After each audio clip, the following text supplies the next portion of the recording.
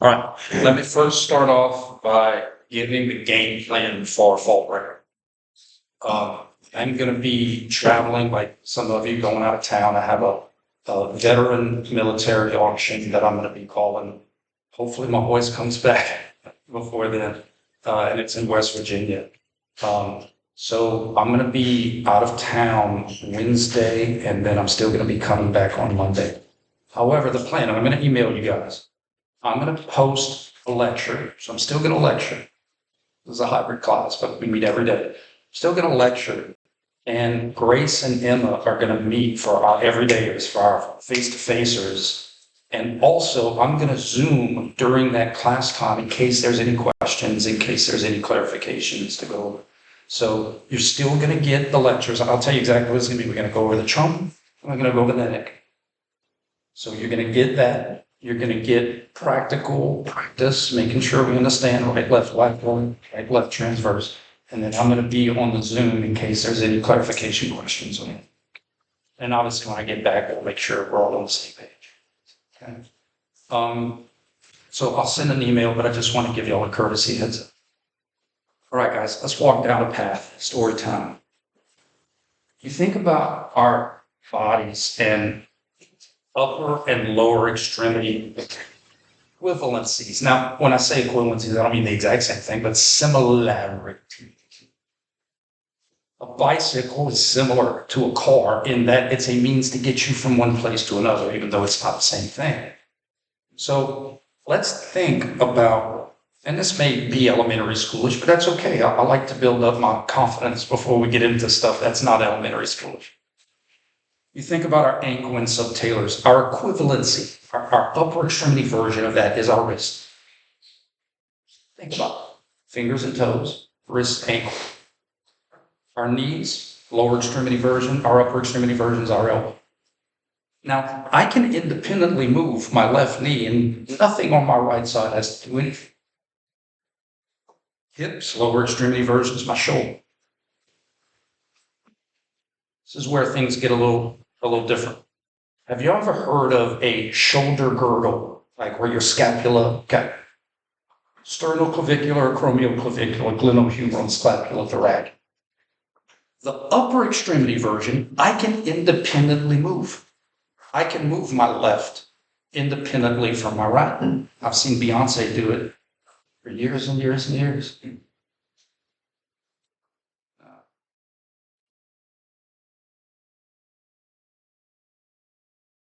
But the lower extremity version of that is different. And that's what the lecture is going to be on today. The lower extremity version of the shoulder girdle. So we have our left shoulder girdle, meaning all of the articulations working as a collective unit to go up, down, forward, back, and rotate up. And we're going to lecture on that. My left and right are independent of each other. I have a left shoulder girdle, I have a right shoulder. But the lower extremity version is different. It's different for a reason. Here, we have a pelvic girdle, but it's not a left pelvic girdle and a right pelvic. It's a pelvic girdle, both left and right sides, because unlike the shoulder girdle that separately articulates with the sternum, these two are fused, not necessarily fused. The pubic symphysis gives you a little bit, but not significant motion here. But basically, they're connected here in the front, and they're connected back here in the back. The sacroiliac joint, you've heard of SI problem, a little bit of play, but not. So basically, I can't take my left and do separate stuff with it from the right. They're connected here. And one of the reasons they're connected, it should make sense that if you were going to build a tall skyscraper, that's what I like to look at our vertebrae as. Skyscraper, and there's floors. If you were going to build a tall building, don't you want a solid foundation to build it upon? You want bedrock. You want a solid foundation to build your skyscraper. We don't want this to be split and hypermobile. We want this to be stable. Now, one of the things that comes with connecting our pelvic girdle is that because the left and right side are connected both anteriorly and posteriorly, when I move the hip all about the socket, my left femur can move and nothing has to happen to my right.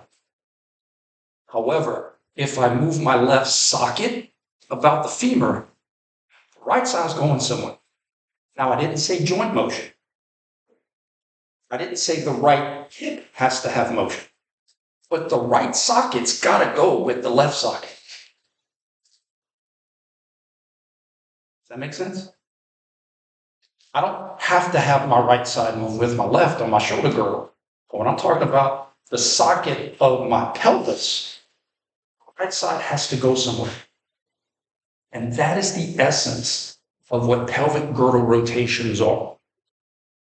It's the concept that the pelvic girdle is not independent, right and left. It's one whole unit of foundation that can spin in all three of its planes about all three of its sockets.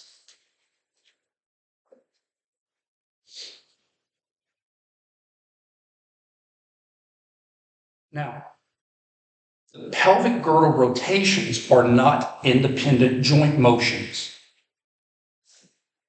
The joints are the hips and the trunk. But seeing pelvic girdle rotations and communicating how these hips and trunks are rotating and spinning the pelvis is of very much importance to us in rehabilitation, therapy, physical activity, strength and conditioning. Pelvic obliquity, or creating imbalances in the pelvis, pelvic tilts. Pelvic floor rehab is very important. So we have to be able to see the pelvis, and eventually we're going to be able to see the joints that influence the pelvic girdles, positions, and spins. The analogy I like to give, you know me and my analogies, the basketball can spin in all three planes, and it has a left side and it has a right side. But the left and right can't move independently. But the basketball cannot spin itself.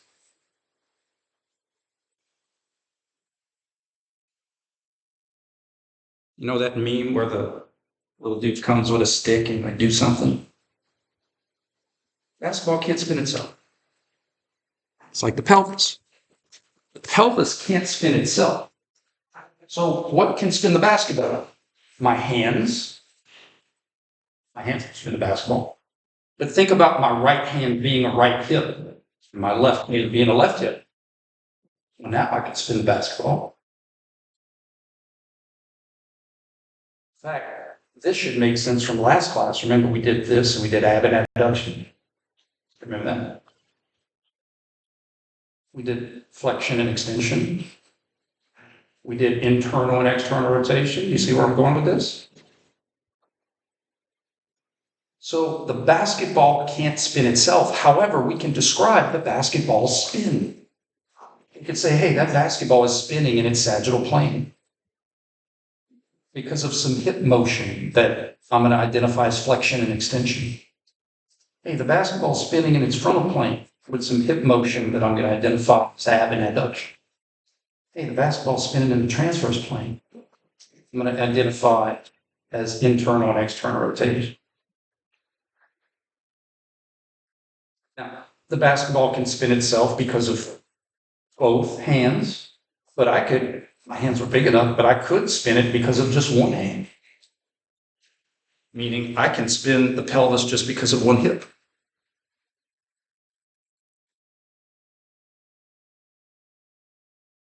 That doesn't mean the left hip has to have motion. It just means the left side has to go along for the ride. I can't not move my left socket. My left femur doesn't have to go anywhere. We established that when we did this one in class. But the socket has to go with the other socket. Sometimes that'll be joint motion. Sometimes it won't be joint motion. Sometimes it'll just go along for the ride. We have to figure out when it's moving and when it's not. So that's the essence of pelvic girdle rotations. I can spin the basketball underneath with my hips. That's going to be the emphasis of today's class. And then eventually, after I teach you about the trunk, I'm going to show you how I can pump the basketball and I can spin the basketball from the top. That's like if you're doing a Roman chair and you're doing ab exercises or reverse crunches, that's pelvic girdle rotations because of the stuff happening on top of your trunk, making the pelvis spin. Trunk flips. Does that make sense? So let's keep it simple. There's your, so now obviously this is in your units. I have a penguin in a pelvis picture trying to show you perspective because my youngest son loves penguins. He's 16 years old. Boy loves penguins. It's okay. I love penguins.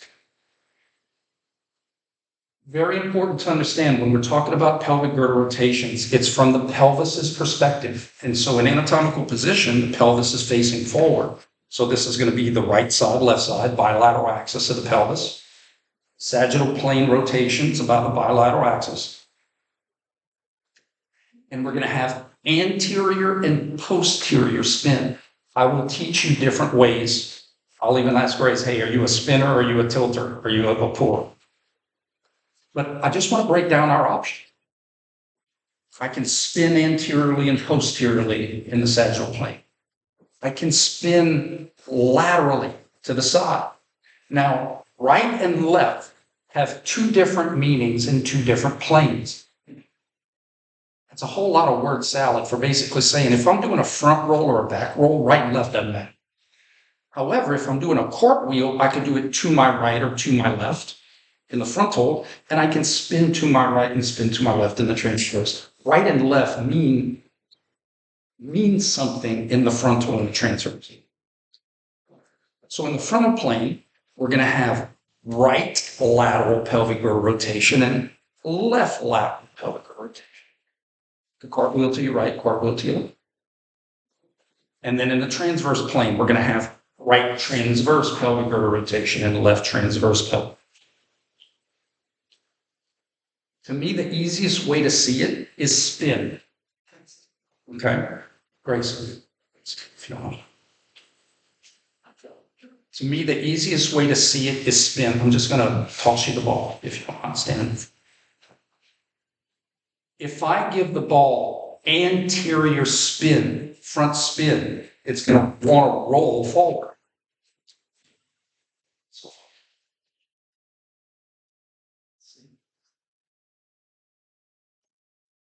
Anterior spin would make the ball want to roll forward. So anterior pelvic girdle rotation would want to make the pelvis want to roll forward. Just think of it as a front roll for the pelvis. Posterior pelvic girdle rotation is like the pelvis wants to roll back. So if I was playing with Grace and I wanted to play a trick on her, I'd give the ball backspin like catch, and the ball would roll back. Does that make sense? Back roll, posterior, front roll, anterior. Okay, now let's do sides. Right lateral is going to be the pelvis wanting to roll to the right side in the frontal plane. So it looks something like this. Right lateral spin.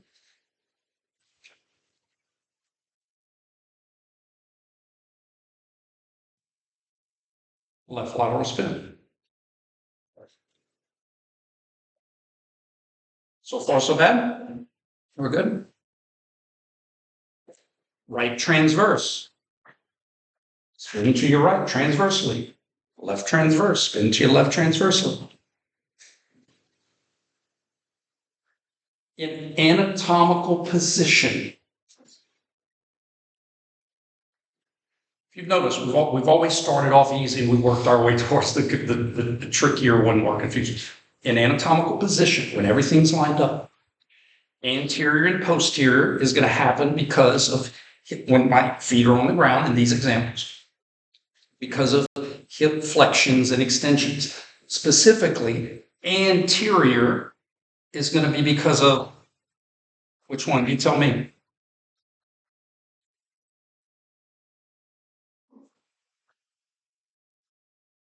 flexion. And posterior is going to be because of, now, it doesn't have to be both. I can have anterior spin because of just my right hip flexion. And I can have posterior spin because of just my right hip extension. I can have anterior spin because of my left hip flexion. I can have posterior spin because of my left hip extension. So for that reason, I want you to break down the pelvic girdle rotations into steps.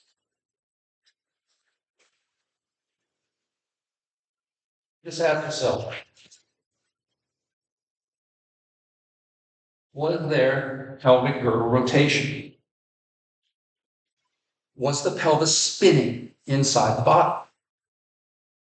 Let me give you an example of not a pelvic girdle rotation. If I'm on a merry-go-round and I'm in anatomical position and someone's just spinning the merry-go-round and I don't have any joint motion happening, my pelvis isn't having right transverse pelvic girdle rotation or left. There has to be motion inside your body to spin it. So the first question is, was there pelvic girdle rotation? And the second one is, how or what spun it? Or if you want to think of your joints as who spun it? Was it the right hip, the left hip, both hips? Eventually, was it the trunk? Was it the trunk and the hips? Two separate questions. Did the basketball spin? If the answer is no, you're done. If the answer is yes, what spun it? That's all I'm trying to get you to see. Was it because of this? Was it because of this? Because of both. And we're going to practice seeing those. Okay. Were you a pour? Did you not P-O-O-R, P-O-U-R? Were you a pour? Did you see the pour? Yeah, I feel like I imagined it more as like a bucket. Also.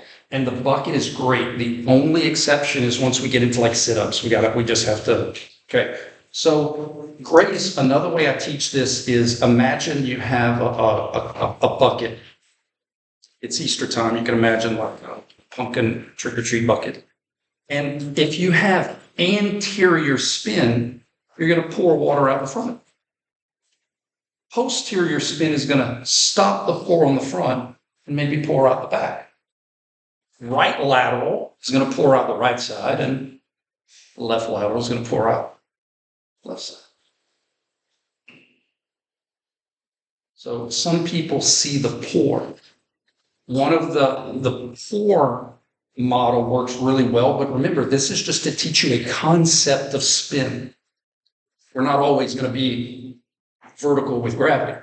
Sometimes we're going to be on our back doing sit-ups, and I still need you to be able to see anterior and posterior, even though it might look like I'm pouring water out the back because I'm on my back. Okay. So there's 6 pelvic girdle rotations you're going to have to be responsible for. 2 sagittal, 2 frontal, 2 transverse. Write this in. Follow this. Was there? Yes or no? If yes, because of what? What spun it? What joint motion happened in order to have the pelvic girdle spin?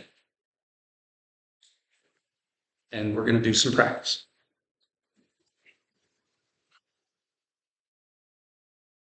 Okay. Let me give you a second to finish writing. Guys, this is everything. I'm very selfish. Everything I teach, I like to think is very important. But this is exceptionally important because we're getting into the stuff that's kind of hidden. Right? Like this is out in the open, that's out in the open. This is the stuff that you're going to make your money. This is the stuff.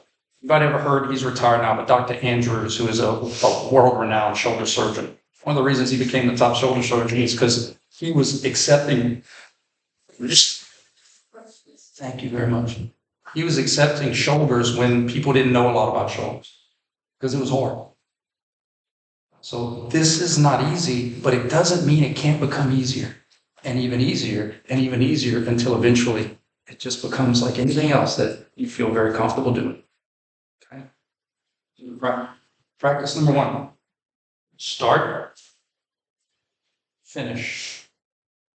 Here's my start position. Here's my finish position. And I just want us to do our process. Was there pelvic girdle rotation? Remember, it's not a global reference. It's from the pelvis. The pelvis is never lost. Pelvis always knows exactly where it's at. Was there pelvic girdle rotation? Yes. If so, what was it? Posterior spin.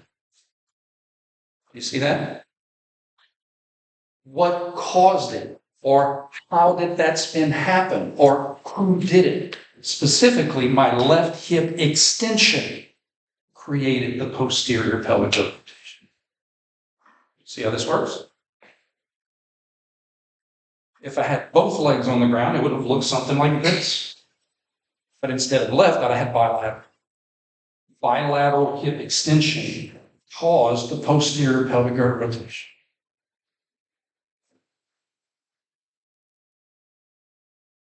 Doable? We're going to do more practice. Okay. How about this one? I feel like I'm about to do a cheer stunt. I'm not stunned. Sorry.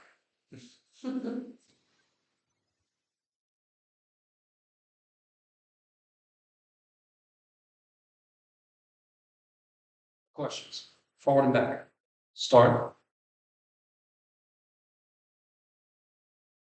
Finish. And start. And then finish.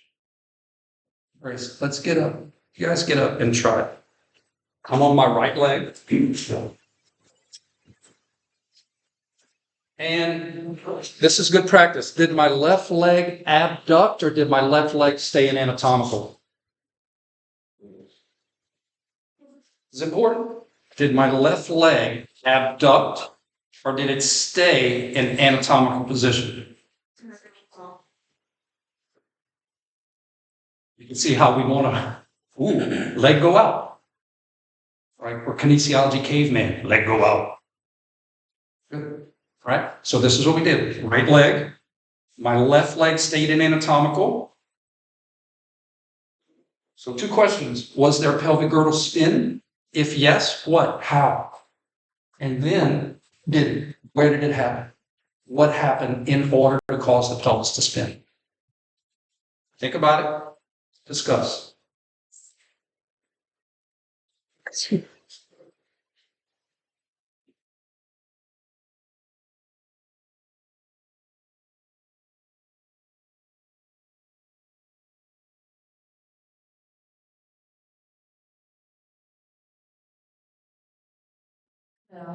Yeah.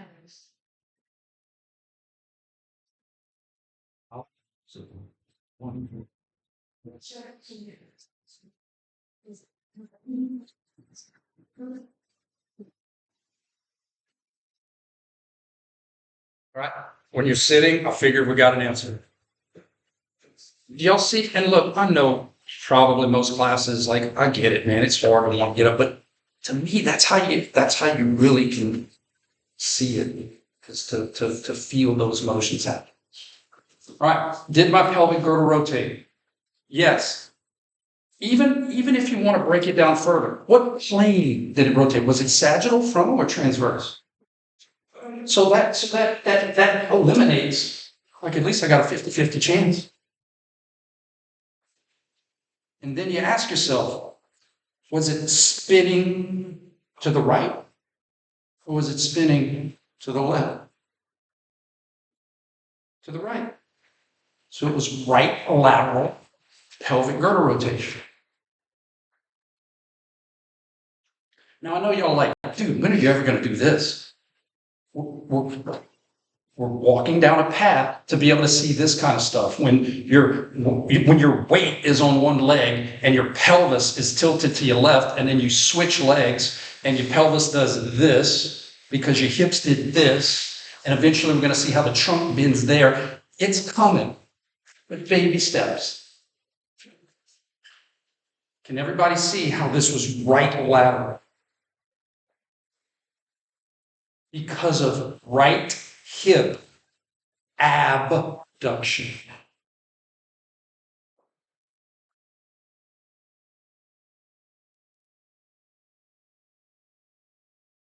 Sense?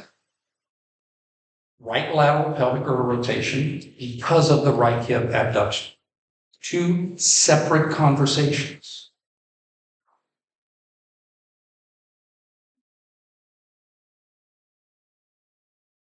All right, how about this one? All of these examples are ones we did last class, we just looked at hip. I sink my right side down.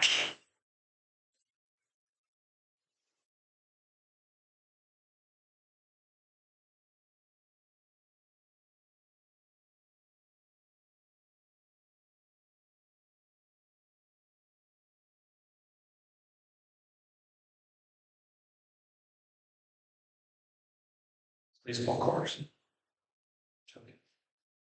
Don't worry about the leg that's off the ground. Just tell me about the leg that's on the ground. I'm going to teach you that's the one that's important to spin the pelvis. So just my level. That's my level. Was there pelvic girdle rotation? If so, what? And then how? Did the pelvis rotate? Yes. How so? Same way, right lateral. So in other words, I could have right lateral because of my right leg, and I could also have right lateral because of my left. Just like. See how we think it today. Clockwise, counterclockwise. True? This is clockwise whether I raise the top part up or sink the bottom part down. It's the same spin. Because you may be seeing the general motion, the translation part, ups and downs, but it's about the spins. And this is the same spin as that. Or this is the same spin as that. This is the same spin as this. This is the same spin as this. I didn't say the joints were the same motion. I didn't say that. Pelvic spin was the same.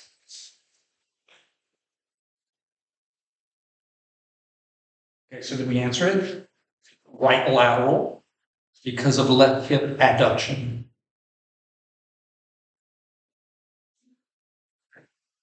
Now, I'm not going to make you, but please feel free if you want to get up and move, feel free to get up and move. Our last frontal plane, we are going to shift weight. I'm going to have weight on my right leg. Let's say I'm standing in line. The DMV, be here a while. There's like 2 people in the whole building, but I know I'm going to be here. And I start off by having weight equally, but then after a while I get tired and I shift weight from to one side. We need to be able to see how the pelvis is tilted. It's subtle.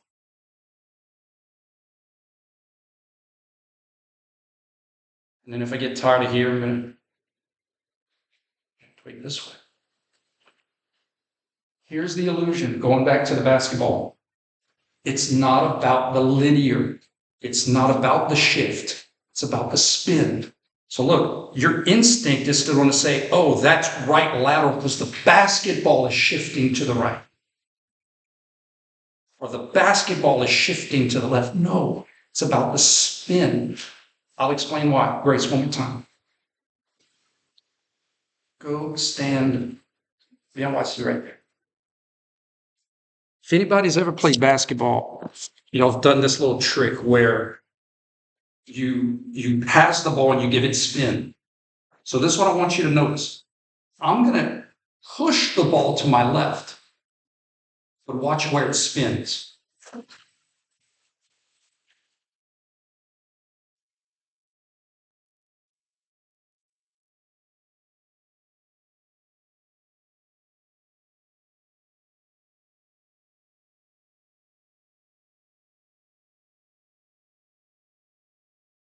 ball shifted to the left, but it's spinning to the right.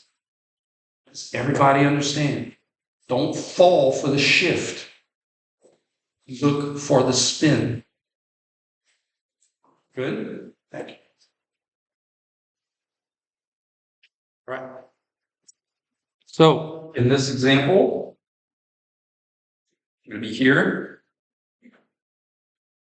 My pelvis is tilted. We can say pelvic position just like any other joint position. Flexed, extended, abducted. My pelvis is tilted left laterally. And if I go from here to there, I'm going to have right lateral pelvic girdle rotation. So far, so good. Because of what? Well, I started off with my right hip adducted and my left hip abducted. And then I finished with my right hip abducted, so I had to have right hip abduction. My left hip is adducted, so I had to have left hip adduction. Simple as that. That's what's happening.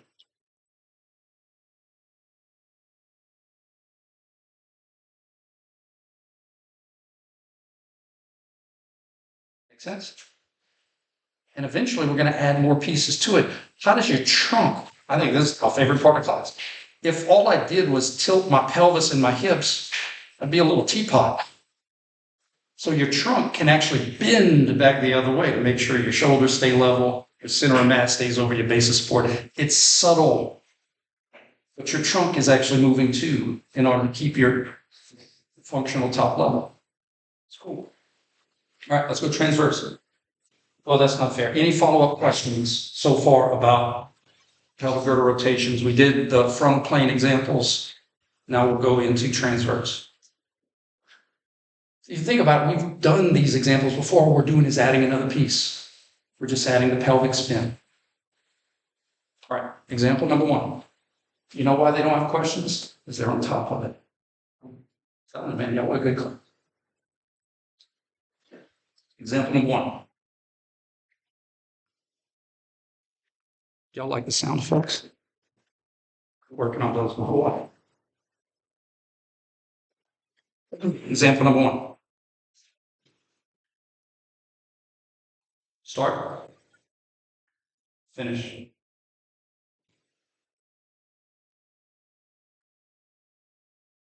I want to keep it in the transverse plane because some of you really deep thinkers are like, well, technically you'd have to laterally to get your foot off the ground. You go across. Yeah, you're right.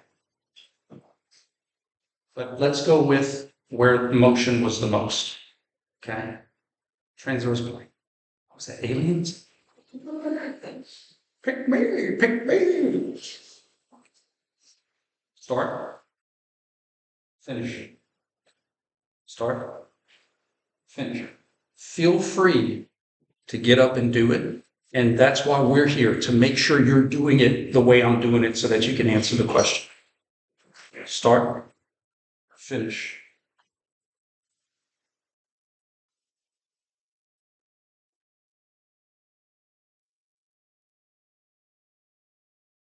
Left leg, my left foot stayed on the ground.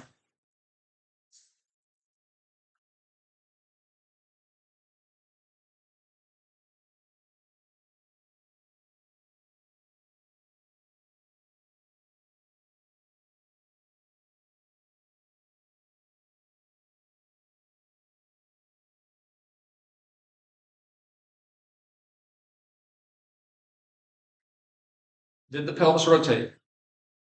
Yes. If so, how? Right transversely. Imagine I had like a pumpkin and the pumpkin was looking in front of class. Well, now the pumpkin is looking over here. So the pumpkin had to rotate to the right transversely. My pelvis spun right transversely because of what specific joint motion? My left hip externally rotating. My left hip external rotation is what made my pelvis spin. That's how I want you to think of it. Not my right. My right just went along for the ride. I think they're ready for this. In terms of what joint made the pelvis spin, I think it should make sense that you need a joint, you need something that's fixed or anchored in order to efficiently move something else. What I mean by that is if you're going to push furniture or push a car, don't you want to make sure your feet are anchored on the ground and get a good push? So if my left hip is up off the ground and I say, hey, left hip, can you move my pelvis? My left hip is like, I'm kind of on roller skates here, dude. Like it's almost like lifting up a kid and the kid's like running in air because you're playing with them. They can't run anywhere because they don't have the ground to push on. They're just flailing their arms. So if my left hip is off the ground, I can have flexion and extension, ab and ad, internal rotation. But until my right hip moves, that pelvis isn't going to spin. Does that make sense? So in other words, my left hip had to spin my pelvis because my right hip's off the ground. My right hip can't do anything. It's my left hip that's going to be spinning it because it's anchored, it's fixed. All right, here we go. Next one. Let's do a practical one. Let's say a right-handed batter, and it doesn't matter if you've never played ball. There's going to be a lot of things that you're going to be working with that you never did, but you know human movement, and that's the tie that binds every activity person is human movement. They all have the same pieces. So let's do a practical one. A right-handed batter's batting, and they're going to have a certain type of potential pelvic girdle rotation.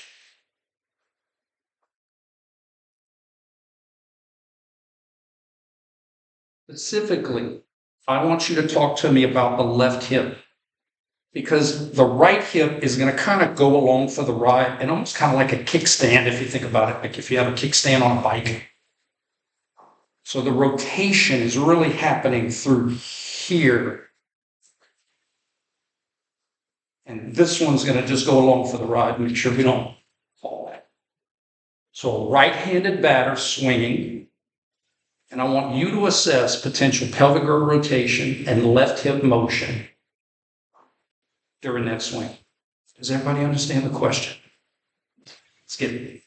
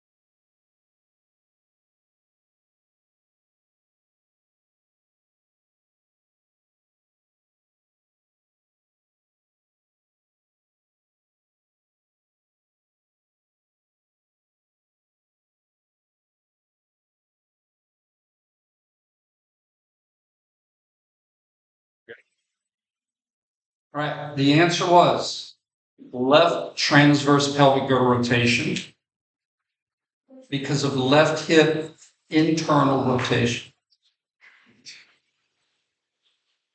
Good? That's cool. You realize how many students and people, it's not just students, would want to say external, but you guys know better. Like, whoa, that's internal rotation of the left hip.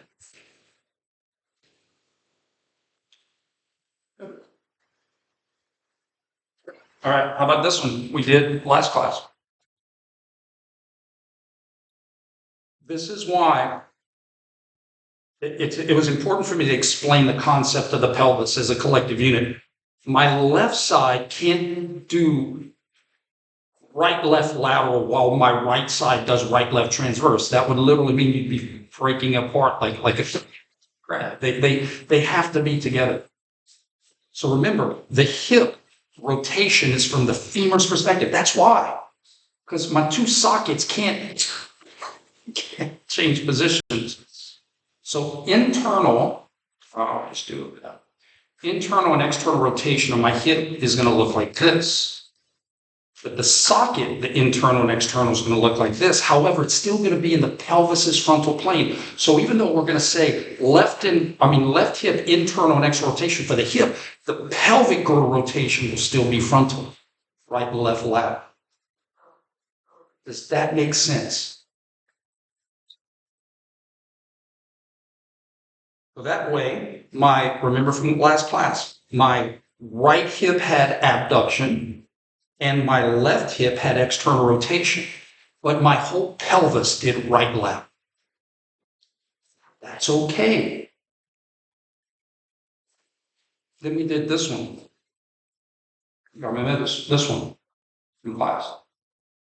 I could say left hip horizontal ab, right hip internal, but my pelvis did right transverse. That's okay. That's why we have these rules. And then I think I did one, a diabolical one.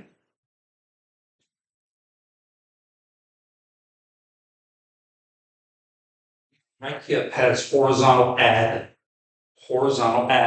but my pelvis has right transverse and left transverse because it's about the pelvis's perspective. Meaning,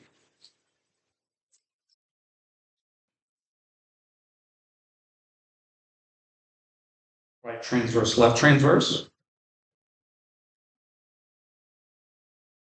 left transverse, right transverse is the same thing. Left transverse, right transverse.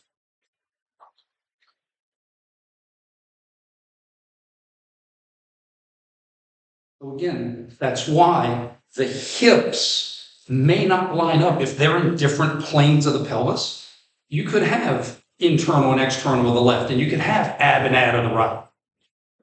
But we look at the pelvis spin collective.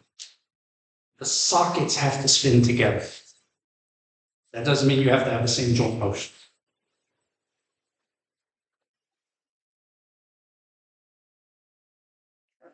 How about one more? You want one more? Okay. Said with so much enthusiasm. How about this? This was from, I love students that hang out after and ask questions because that helps me learn. All right, here we're going to walk through the path. Start off in anatomical position, my lower extremity. I'm going to flex my hips. So now my pelvis is facing the ground, right? Okay. From here, I'm going to do these motions. I'm going to have left transverse and right transverse. Left transverse, right transverse. Now my hips are flexed. I would have more motion, but my hips are tight. I want to see if we can figure out, knowing these illusions that I've been teaching you, notice that it's not about my femurs relative to the room, it's about my femurs relative to their sockets. I want to see if you can tell me my hip motions that happened while my pelvis spun to the right and to the left transversely. That's the question. Let's see if we can use logic. I'm going to flex my hips, and then I'm going to have left transverse and right transverse. And I'm telling you that my hips are going to move. I'm telling you there's going to be hip motion. I want to see if we could use our brains, our analytical skills that we're still developing to figure out what's doing what. Go. Are we answering each individually? Yes, independently, because we don't assume, right? So right hip, maybe they're doing the same thing, but we don't assume it. So say, hey, when I have right transverse, the right hip's going to do this, the left hip is doing this. When I have left transverse, the left hip does this, the right hip does that. Talk to each other. Talk to Grace. Talk to me. Talk to the voice in your head. Talk to me if you can talk to one of your personalities. Have a conversation. Tell me about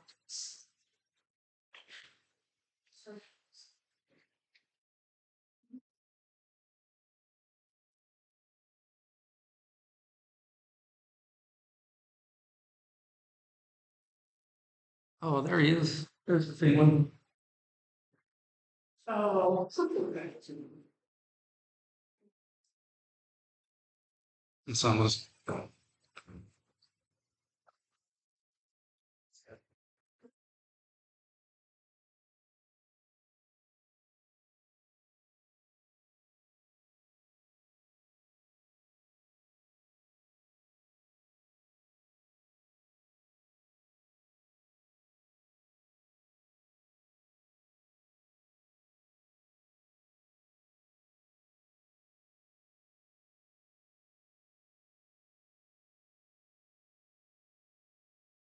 If you do this, you'll feel certain stretches, and that's a good giveaway about motion. All right, here we go.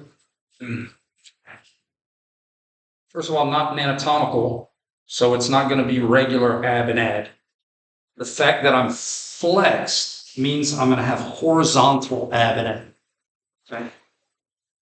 If I start off left transverse rotated, my left hip is horizontally ad and my right hip is horizontally ad.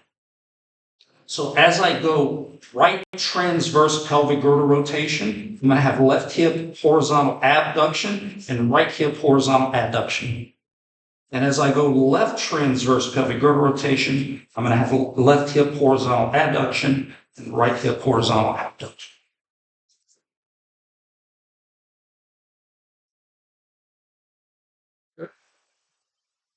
It's literally this, except just here. Same concept. Just instead of the pelvis is frontal, we're in the pelvis is transverse. Did we have fun today? Did we learn some cool stuff? Go forth and practice, my young colleagues.